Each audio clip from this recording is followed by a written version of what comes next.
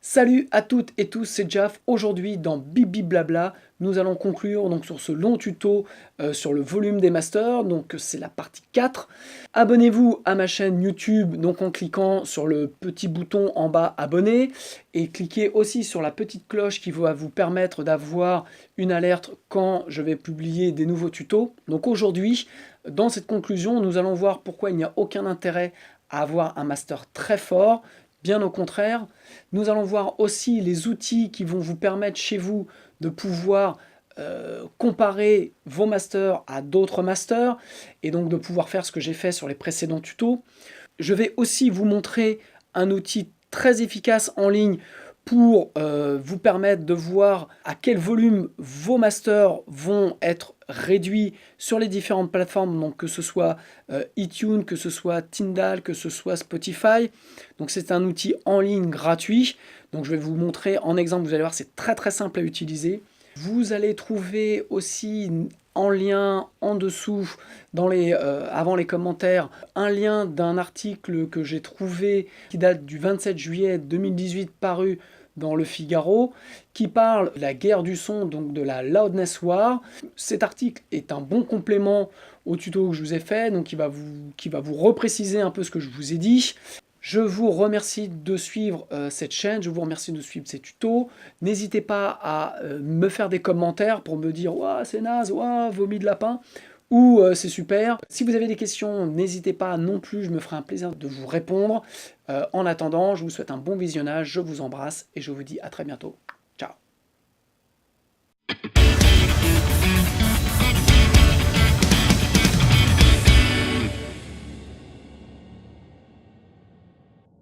Ok, donc, pour conclure dans cette dernière partie, on a vu que, comme disait Coluche, c'était pas la plus grosse qui est la mieux, donc ça ne sert à rien d'avoir un master super fort.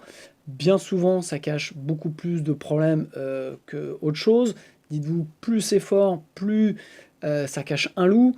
Ne partez pas systématiquement sur vos masters ultra forts, puisque, comme je vous l'ai montré, plus c'est fort, plus les oreilles sont trompées, et donc plus on a l'impression que c'est mieux, mais en fait, ça ne l'est pas, puisqu'on rajoute de la distorsion numérique, on écrète, on retire donc la dynamique, et donc on a déjà une perte de musicalité et une perte de confort d'écoute, c'est-à-dire que vous avez sûrement déjà fait l'expérience que des titres, des albums qui ont été masterisés très forts, en fait, si vous les écoutez un peu trop fort sur vos chaînes, eh bien, vous avez mal au crâne. Vous avez mal au crâne parce que vos oreilles perçoivent beaucoup de distorsions, perçoivent beaucoup de nuisances qui font que c'est pas de la musique.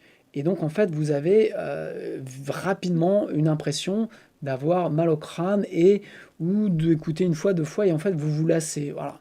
Ça a été tout le débat à partir de 2012 où en gros les mastering forts étaient souvent demandés par les maisons de disques, pensant que plus c'était fort, plus ça faisait vendre, puisque en fait le schéma, je vous rappelle, que tout le monde a, la première action c'est le même son à 1 dB plus fort, on va le trouver mieux. Donc en fait ils sont partis là-dessus en disant bah voilà, plus on va masteriser fort et plus les gens vont aimer la musique. Donc on est parti dans ce concours de Bistouk sans nom pendant des années, où en fait, poursuivant un petit peu les analyses, on s'est rendu compte que, au contraire, les gens, oui, trouvaient ça mieux au premier abord, mais rapidement étaient fatigués, rapidement étaient lassés, et en fait préféraient des albums des années 70, début des années 80, donc comme les vieux Dire Straits, comme les Pink Floyd, comme plein d'autres, parce que il n'y avait pas de mastering à outrance, et donc on gardait quelque chose de très musical, et à ce moment-là, on pouvait dire j'aime, j'aime pas.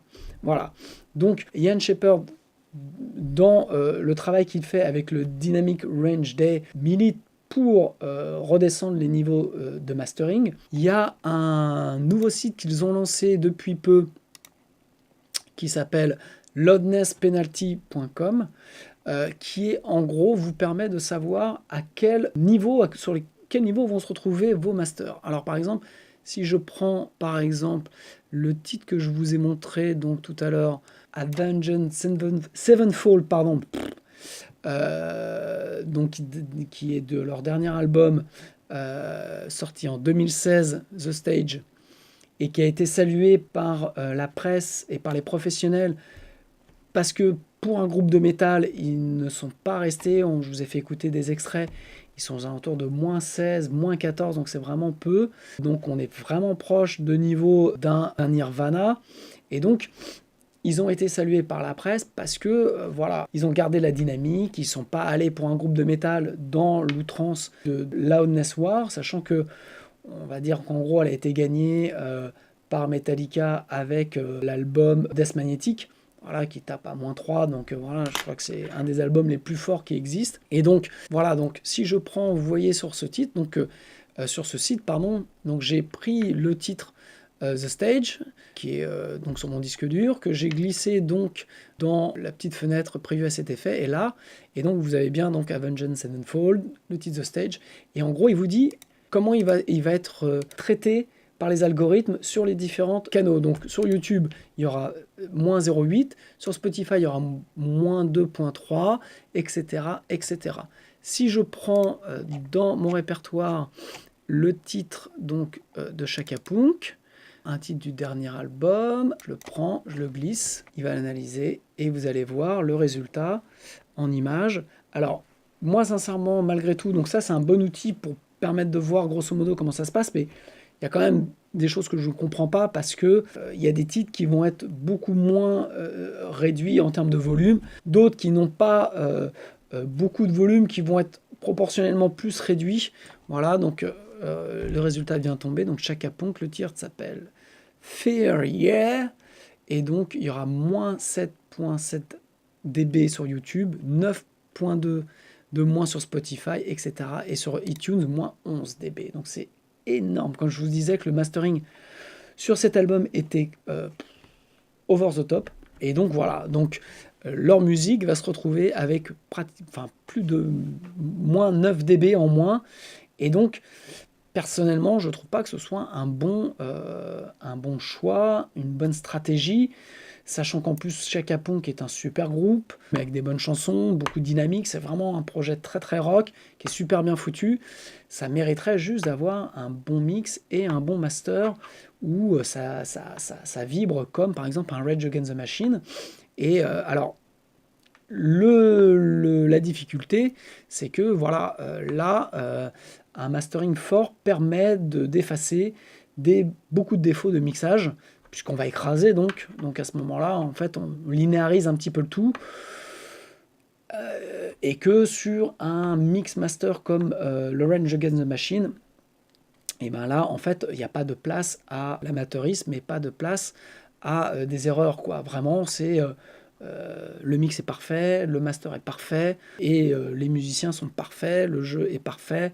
Donc voilà, c'est aussi la raison pour laquelle on a de plus en plus, encore aujourd'hui, moins vis-à-vis des pros, mais des amateurs, beaucoup de prestataires qui font des mix et des masters très très forts, parce que bon, voilà, ça permet d'effacer certaines incompétences ou des choses qui sont moins bien réalisées. Donc, pour finir, donc ça, allez voir là-dessus, loudnesspenalty.com, très très bien, pour vous permettre de savoir un petit peu comment vos masterings vont se comporter.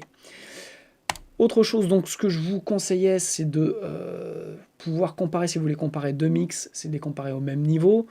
Donc pour ça, vous ne pouvez pas le faire avec votre chaîne ou avec votre téléphone portable ou quoi au caisse. Il vous faut donc bien un ordinateur et un DAW. Donc ce qu'on appelle un DAW, c'est un Digital Audio Workstation.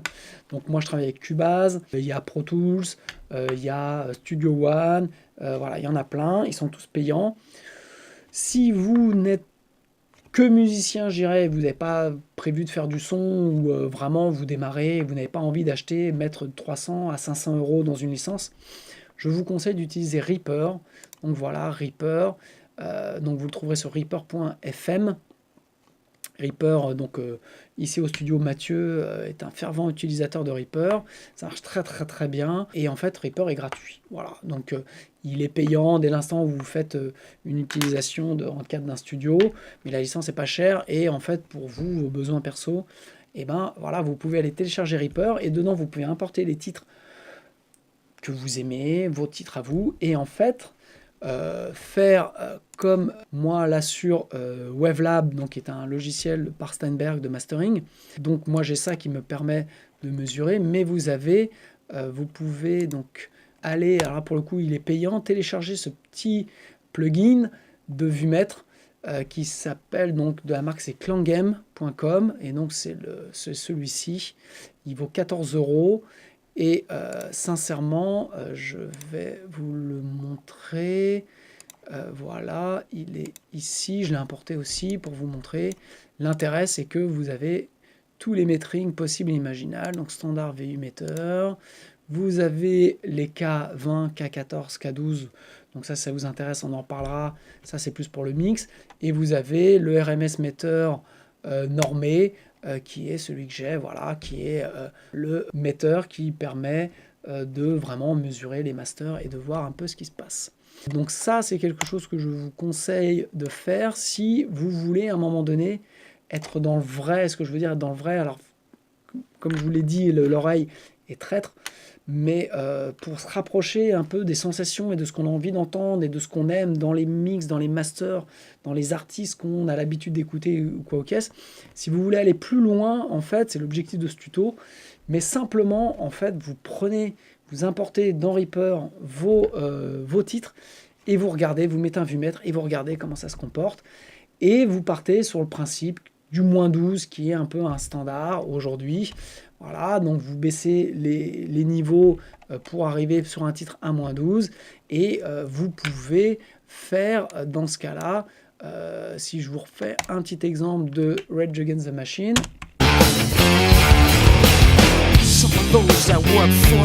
Et de Chaka Punk où on a retiré donc 7 dB.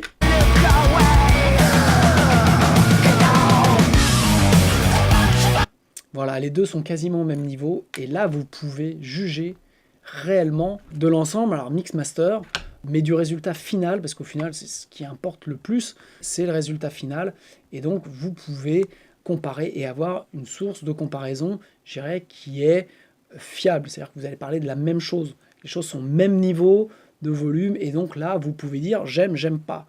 Après, pas tous d'accord, on n'a pas les mêmes oreilles, mais en tout cas, si vous voulez ne pas vous tromper vous-même, tromper vos oreilles, donc vos oreilles vous trompent dans vos décisions, dans vos choix, mettez tout au même niveau, donc un vumètre, calibré en -12, et donc là, vous allez voir réellement ce qui se passe. Voilà. Donc, j'en ai fini, je pense que ça fait beaucoup d'infos. Si jamais je n'ai pas été assez clair, faites-moi vos commentaires, dites-moi un petit peu les points sur lesquels vous voulez que j'approfondisse. Pour conclure, moi, dans mes travaux divers et variés, les titres qui me servent vraiment de référence, c'est donc, vous l'avez deviné, c'est l'album Rage Against the Machine, qui je trouve passe bien partout, un petit Nirvana parce que ça fait partie des standards. Dans les dernières choses qui n'ont rien à voir avec du rock ou du métal, il y a le Uptown Funk de Mark Ronson, je trouve qu'il y a une tuerie en termes de mix et de master. Voilà. Il y a le dernier album de Daft Punk qui est pareil, vraiment un chef-d'œuvre en termes de production, à mon goût. Après, il y a plein d'autres choses que j'aime, que j'utilise dans le métal, quand je mixe des titres un peu costauds, des titres que j'adore, voilà, mais si à un moment donné je dois faire un choix, si à un moment donné je dois me dire, voilà, qu'est-ce que j'aime le plus, et c'est les titres dont je vous ai parlé, parce que je trouve que c'est là où il y a le plus de musicalité, et après, voilà, j'ai parlé aussi du saut de Peter Gabriel, donc un album des années 80. Bon, il y a les Floyd, voilà, il y a même système, même si c'est masterisé beaucoup trop fort, je le baisse, ça me permet d'avoir des repères, mais même système, même baissé pour le coup, on voit qu'il y a du niveau derrière en termes de travail. Voilà un peu aujourd'hui l'état, mes avancées sur le sujet. Alors c'est des choses sur lesquelles je travaille beaucoup pour être sûr de ne pas me planter, ce qui me permet aussi de progresser dans les mix et les masters que je fournis et d'essayer de comprendre, voilà, comment on arrive à avoir quelque chose de gros puisqu'on cherche tout ça, tout en ayant, je dirais, des niveaux cohérents, tout en ayant une musicalité, tout en ayant des guitares qui ne sonnent pas comme ça. Et donc c'est là où c'est beaucoup plus compliqué, puisqu'il faut travailler avec beaucoup de mesures et beaucoup de savoir-faire. Donc voilà, c'est pas juste un limiteur en sortie qu'on baisse et qui met le boulet. Ça c'est en gros la conclusion de ces tutos, c'est que faire ça, tout le monde sait le faire. Voilà. Et faire du vrai son, tel que je vous ai fait écouter, bah là, il y a beaucoup moins de monde derrière capable de faire ça. Voilà. J'espère que ça vous a plu, j'espère que j'ai été clair. Je vous embrasse, et donc, la plus grosse n'est pas la mieux.